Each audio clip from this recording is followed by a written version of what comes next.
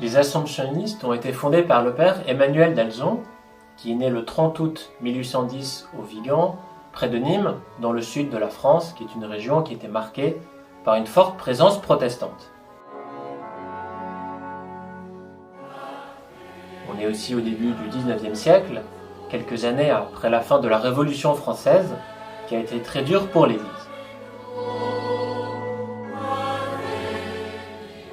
Emmanuel d'Alzon va passer une partie de sa jeunesse à Paris, où il rencontre de jeunes catholiques qui veulent participer à la reconstruction et à la défense de l'Église. Et c'est dans ce milieu qu'il va se sentir appelé à devenir prêtre.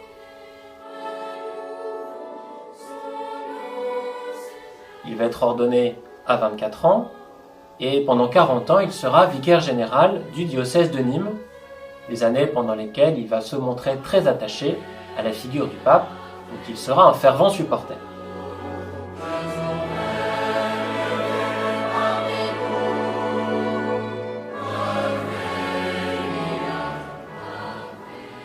Pour bien comprendre le père d'Alzon, il faut se dire que c'était un homme d'action.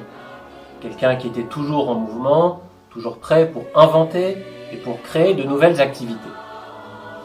Et en 1844, il ouvre un collège dans la ville de Nîmes, avec comme objectif de rechristianiser la société par l'éducation de la jeunesse.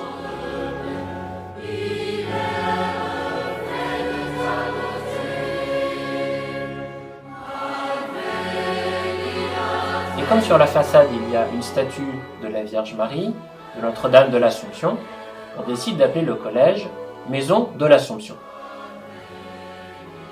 L'année d'après, il se lance dans la grande aventure de la vie religieuse.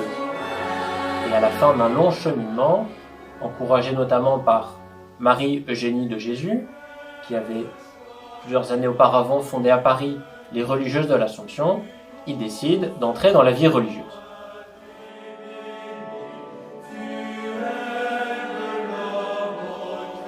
C'est ainsi que, la nuit de Noël 1845, Emmanuel d'Alzon et ses 5 premiers compagnons vont débuter l'expérience de la vie religieuse. La congrégation s'appellera les Assomptionnistes, ou Augustins de l'Assomption, car on se rattache à la spiritualité de saint Augustin, surtout en ce qui concerne son amour de l'unité. La famille religieuse va se développer lentement, et le père d'Alzon, aidé par ses disciples, va fonder beaucoup d'œuvres. Certains seront envoyés en Bulgarie, d'autres lanceront des pèlerinages ou créeront un groupe de presse qui s'appelle maintenant Bayard.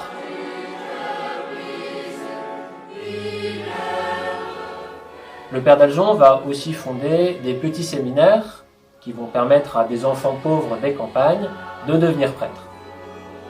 Et en 1865, il fonde les Oblates de l'Assomption, une congrégation religieuse féminine avec pour mission de collaborer avec les Assomptionnistes, surtout en Bulgarie.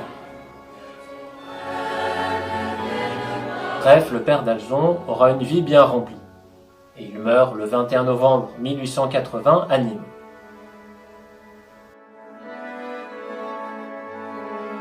Le pape Jean-Paul II le déclare vénérable en 1991, et peut-être un jour sera-t-il béatifié.